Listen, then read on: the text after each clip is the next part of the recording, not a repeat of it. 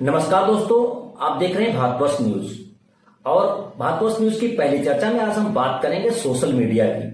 Social media हर आदमी के जुबान पे एक समय एक शब्द रहता है कि पावर ऑफ सोशल मीडिया, ये हो गया सोशल मीडिया से, सोशल मीडिया ने फलाने को टॉप बना दिया, सोशल मीडिया ने उनकी धज्जी उड़ा दी। तो ये सोशल मीडिया ये एकदम कहां से आया और इस पे इनसे समाज में इसके समय क्या भूमिका है और इस पे किस तरीके के लोग काम कर रहे हैं और क्या क्या इसके साइड इफेक्ट है, क्या इसका अच्छा पहलू और क्या इसका बुरा पहलू है। हमारा इस पर चर्चा करने के लिए हमारे साथ मौजूद है लखीमपुर खीरी के वरिष्ठ पत्रकार मयंक जी। मयंक जी से आपका तारुफ कराते हैं, मयंक वाजपेयी जी। तो आज हम इनसे डिस्कस करेंगे कि सोशल मीडिया को लेकर के क्या इनकी भी अपनी राय है। मयंक जी, एक बात बताइए, क्या आप सोशल मीडिया जो प्लेटफॉर्म है इसको आप किस रूप में देखते हैं, आपका इस पर क्या नजरिया है? देखिए गोपाल भाई, सोशल मीडिया की अपनी एक अलग दुनिया है और वो जो दुनिया है उसका कई बार जो ताल्लुक होता है वो बाहर की दुनिया से या कहूँ असली दुनिया से होता है, कई बार नहीं भी होता है। इसलिए उस दुनिया को वर्चुअल वर्ल्ड कहते हैं। वहाँ पर कई बार चीज़ें गढ़ी जाती हैं, कई बार चीज़ें बनाई जाती हैं, कई बार चीज़ें होती हैं उनको बताया जाता है, तो कई बार जो चीज़ें नहीं होती हैं उनको भी लाया जाता है। तो सोशल मीडिया की दुनिया है। और आपने मुझे फ़ोन किया था तो कहा था कि पत्रकारों की ये मजबूरी है या ज़रूरी है, तो मैं मानता हूँ ये दोनों चीज़ें हैं। मजबूरी भी है हमारी और ज़रूरी भी हमारे लिए है, क्योंकि हम समाज का एक बहुत बड़ा वर्ग कई बार चीज़ों का mood off nation, mood off district, mood off state ये सोशल मीडिया तय करता है। मैं इसको 100% सच नहीं मानता। मैं मानता हूँ कि अब मैं आपको उदाहरण देता हूँ, मेरे ही घर में कई लोग हैं, वरिष्ठ लोग हैं जो सोशल मीडिया पर नहीं है, जो व्हाट्सएप नहीं चलाते, जो फेसबुक नहीं चलाते। तो क्या उनकी कोई सोच नहीं होगी? ये भी मैं नहीं मान सकता।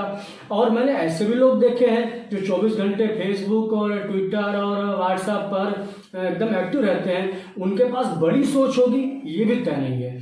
हर एक चीज़ का इस्तेमाल, उपयोग और दुरुपयोग दोनों हिसाब से होता है। एक अलग सी दुनिया है सोशल मीडिया, बहुत सारे लोग उस पर सक्रिय हैं।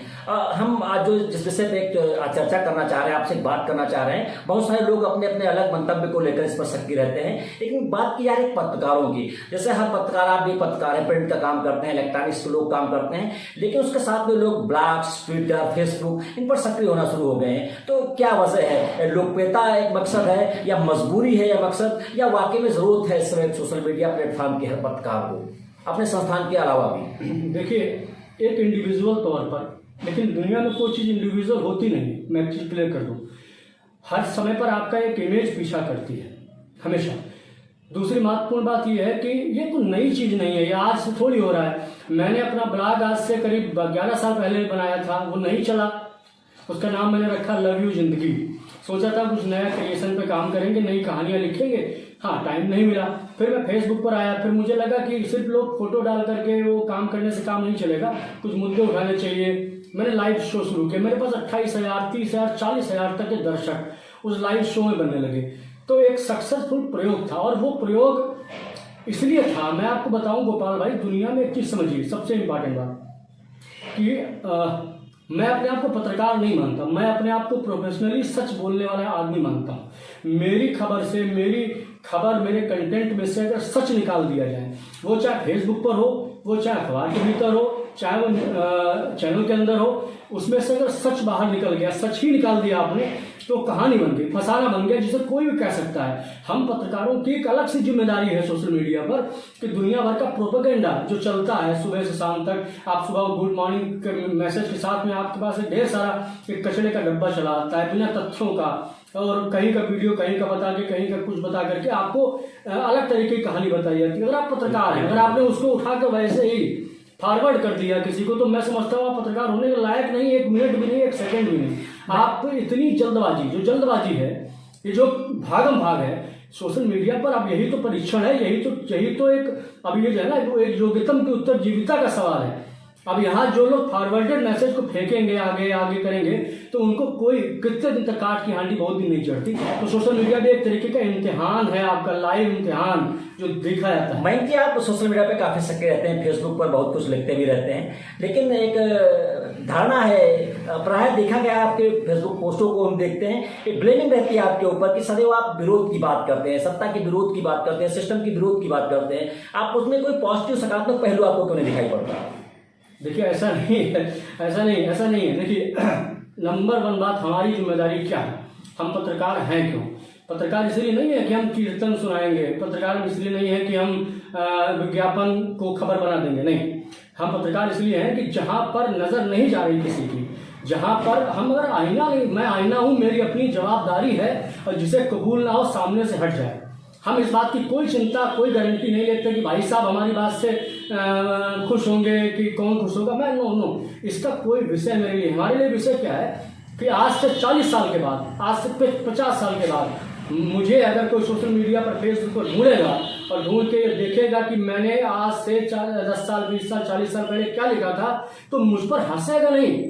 वो कहेगा कि हाँ ये आदमी था जो बोल रहा था कि बच्चे की लाश को उठा करके उसका बाप अपने आप ले जा रहा है, और वो कहेगा कि बच्चे की ऑक्सीजन के लिए लोग बीमार थे, परेशान थे, तो हमने पोस्ट लिखी थी, हम लिखा, उससे वो पता चलेगा कि जब किसान का गेहूं और धान नहीं बिक पा रहा था तो मैं लिख रहा था, तो मुझ पर हंसेगा नहीं।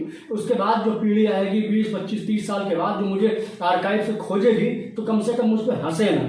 लेकिन मैं एक बात है, आपकी बात जायज़ है, बातें उठानी चाहिए, आप पत्रकार हैं, आपकी जो है सिस्टम से सवाल भी करने चाहिए, लेकिन केंद्र सरकार की बात की जाए या राज्य सरकार की बात की जाए, इतने सालों में आपको उनके अंदर कोई ऐसी सकारात्मकता दिखाई नहीं पड़ी? आपने उनके पक्ष में, उनके सपोर्ट में एक भी 4 लाइन लिखी हो? क्या है, आप निगेटिव पोस्ट क्यों करते हैं? आप लोगों का ध्यान अपनी तरफ आकर्षित करना चाहते हैं, या आपको लगता है कि निगेटिव लिखने से लोग ज़्यादा आपको जो है पढ़ेंगे या देखेंगे, या आप समाज में एक अच्छी क्रांतिकारी वाली छवि जाएगी? देखिए पहली बात तो इमेज बिल्डअप का कोई सवाल नहीं, नंबर 1 बात। दूसरी बात कि वो भाई साहब आईडी मेरी है ना, सब प्रश्न ये होना चाहिए कि क्या आपने जो लिखा वो सही है या गलत है। एक पत्रकार का पैमाना क्या है? पत्रकार का पैमाना ये है कि उसने जो लिखा है वो सही लिखा है या गलत लिखा है, तथ्यात्मक लिखा है, तथ्यहीन लिखा है। अगर आपको, दूसरी बात आपने कहा कि तारीफ नहीं लिखी, हाँ तारीफ, बहुत अच्छे काम हुए हैं और उनकी तारीफ लिखी है, ऐसा नहीं कोई कह सकता कि नहीं साहब तारीफ ही नहीं लिखी। और देखिए तारीफ लिखने के लिए बहुत बड़ा एक वर्ग है जो सुबह से शाम तक तारीफ लिखता है। तो मेरा फर्ज है मेरे लोगों को ये बताना कि यहाँ कमी छूट गई है। अगर मैं कमी नहीं बताऊंगा, मैं कोई दर्द की बात नहीं कहूंगा, मैं नहीं बताऊंगा कि बाढ़ में जो घर कट गए हैं, आप मेरी पोस्ट में देखेंगे या खबर में देखेंगे कि बाढ़ में घर कट गए, तिकुरिया में बाढ़ आ गई, एक पूरा बाछेपारा दौरा तहसील का पूरा आप गांव कटने समझते हैं क्या? एक खबर नहीं है। एक आदमी को लोग टूट जाते हैं एक घर बनाने में और तुम तरस नहीं खाते हो बस्तियां जलाने में। वो जो बाढ़ आती है, वो बाढ़ जो काट के घर ले आती है एक घर को बनाने में। प्रधानमंत्री आवास योजना से एक बाछेपारा गांव में दौरा तहसील में एक आदमी को घर मिला, उसकी पूरी पीढ़ियों में सेंट्रल गवर्नमेंट से, राज्य सरकार की योजना से घर मिला, वो घर नदी काट के ले गए। तो क्या उसके दर्द को आप कमतर समझते हैं? क्या आप मानते हैं कि उसका दर्द को दर्द नहीं है? क्या अगर हम उनकी बात नहीं कहेंगे, आप उनकी बात नहीं कहेंगे, तो फिर उनको कहने के लिए कौन आएगा? मंकी बात बताइए कि जब आप इस तरीके की पोस्ट करते हैं, एकदम विरोध में लिखते हैं, सरकार के विरोध में लिखते हैं, बहुत सारे लोग आपके समर्थन में भी खड़े होते हैं, बहुत सारे लोग हैं जो आपको ट्रोल भी करते हैं और कभी आपको व्यक्तिगत मैसेज भी करते होंगे, उनको लेकर के टीका टिप्पणी करते हैं। किस रूप में आप लेते हैं इसको? कैसा लगता है आपको? नहीं, मुझे कोई ट्रोल नहीं करता, रियली। मुझे आज तक मेरी किसी पोस्ट पर किसी ने अनर्गल टिप्पणी नहीं की। देखिए सच बहुत बड़ी, आपको पता है गोपाल जी कि आज की दुनिया में जो सबसे कम हो गया है और जिसकी मार्केटिंग बढ़ गई है वो है सत्य। आप सच बोलना शुरू कर दीजिए, आप यकीन मान लीजिए कि आपका कोई विरोध नहीं करेगा। आप सच बोलो, आप आधा सच मत बोलिए, पूरा सच बोलिए, पूरा। मैं पूरा सच बोल, मुझे कोई ट्रोल नहीं करता, मेरे बहुत मित्र हैं मैं तो पत्रकार हूँ, मेरा काम है। वो लोग जब उधर थे तो कहते थे वेरी गुड, बहुत अच्छा लिखा। कुछ लोग अभी उधर बैठे हैं तो कहते हैं आपने बहुत अच्छा लिखा। लेकिन ये लिखना मेरा आज तक का नहीं है, ये लिखना मेरा अनवरत रहेगा। पिछले 20 साल से 12-15 साल से मैं लिख रहा हूँ। मैं कि उधर सबसे क्या तात्पर्य है? मेरा मतलब है कि जो विपक्ष में बैठा होता है, जो विरोध में बैठा होता है, वो कहता है हाँ जी आपने बहुत बढ़िया लिखा, मैं आपको शेयर कर रहा हूँ। वो कई लोग हैं तो मेरे को हर पोस्ट में टैग कर देते हैं, तो उनसे निवेदन कर चुका हूँ भाई मुझे टैग नहीं करो, मैं तुम्हारी तरफ नहीं हूँ, मैं जनता की तरफ हूँ। कोई गलतफहमी ना पाल ले ना, ऐसा कोई भी गलतफहमी ना पाल ले कि मेरी कोई पोस्ट या किसी पत्रकार की कोई पोस्ट किसी के समर्थन में या किसी के खिलाफ जाती है। हमारा काम है एक रिपोर्ट करना, और ये मेरा अपना विषय है और मेरा अपना अधिकार है कि मैं कौन सी तस्वीर को कितनी बड़ी बनाऊंगा। मैंने एक व्यक्तिगत जो है सवाल, जैसा आप बहुत सारा आपका दायरा है, बहुत सारे फेसबुक्स हैं, बहुत सारे हमने उसमें मित्र देखे हैं, भिन्न भिन्न तरीके की आपके पास रिक्वेस्ट आती होंगी, महिला मित्रों की भी रिक्वेस्ट आ जाती हैं, मैसेज आते होंगे अलग तरीके के, कुछ शेयर करेंगे आप उसको लेकर के? अरे भाई, महिलाओं को आप अलग से गिन रहे हैं क्या? महिलाओं को यूजर नहीं मानते, महिलाओं को इंसान नहीं मानते। जिस तरह से हम और आप एक वर्ग हैं। जब मैंने शिक्षकों को लाइव किया तो उत्तर प्रदेश से तमाम टीचर्स के मुझे रिक्वेस्ट आए। लोग जानना चाहते होंगे कि इस आदमी ने टीचर्स की समस्या पर बोला तो क्यों बोला, इसका कोई शिक्षा से ताल्लुक है क्या? तो आते हैं। और आप किसी चीज को वर्गीकरण, किसी को मतलब जेंडर के रूप में अलग नहीं कर सकते। मैं नहीं मानता, मैं जेंडर के रूप में कि ये महिला है, ये पुरुष है तो इसके लिए नियम अलग बना दो, पुरुष है तो उसके अलग बना दो। देखिए, ये एक बड़ी खामी है एक पूरे सोशल मीडिया वर्ग में। बहुत सी महिलाएं, भद्र महिलाएं नहीं आ पाती, नहीं लिख पाती, बहुत से उनके अच्छे विचार होते हैं, अच्छे वो नहीं कर पाते क्योंकि उनको पता है ना, एक लफंगों का एक ग्रुप, लफंगे एक सोशल मीडिया के भीतर ढेर सारा लफंगा भी है, और वो फोटो चुरा ले रहा है, फोटो डाउनलोड कर ले रहा है, वो जबरदस्ती का जो है वो मैसेंजर पे जाके हेलो लिख रहा है। ये चीजें असुविधाजनक होती हैं। और हम जब किसी को अलग अलग जेंडर में देखना शुरू करते हैं, महिलाओं को बहुत सम्मान होना चाहिए। जिस भाई सब जगह उनके लिए एक आरक्षण है, उनके लिए एक स्पेस है, तो सोशल मीडिया पर उनके लिए एक अलग सा स्पेस बनना चाहिए। अब कोई मुझे रिक्वेस्ट भेज रहा है, वो महिला है या पुरुष है, मैं इसको कतई भी आमतौर पर मेरे से जितने लोग जुड़े हैं गोपाल जी, उनको मैं व्यक्तिगत जानता हूँ या तो वो मुझे जानते हैं, ठीक है। ना मिला हूँ तो बाई प्रोफेशन जानता हूँ, बाई कॉलिंग जानता हूँ, और उनके बारे में मेरी एकदम क्लियर वर्जन है कि हाँ ऐसा है। अब वो ऐसा भी नहीं होता कि किसी का फ्रेंड रिक्वेस्ट, हाँ, लेकिन रिक्वेस्ट करने से देख लेता हूँ कि वो व्यक्ति कौन है। वो कोई ऐसा व्यक्ति तो नहीं जो मैं आपको छोटा सा किस्सा बताऊं जो मैं अपने फेसबुक पे नियम में लागू करता हूं। मैं बचपन में बाल कटवाने जाता था, तो जो नाई था उसके दुकान पर एक बोर्ड लगा हुआ था। उस बोर्ड में लिखा था कि सियासी और मजहबी चर्चा करना मना। तो मेरे फेसबुक पर भी यही है कि सियासी और मजहबी चर्चा करना मना है। आप सियासी और मजहबी नहीं होंगे, मैं आपको रिक्वेस्ट एक्सेप्ट कर लूंगा।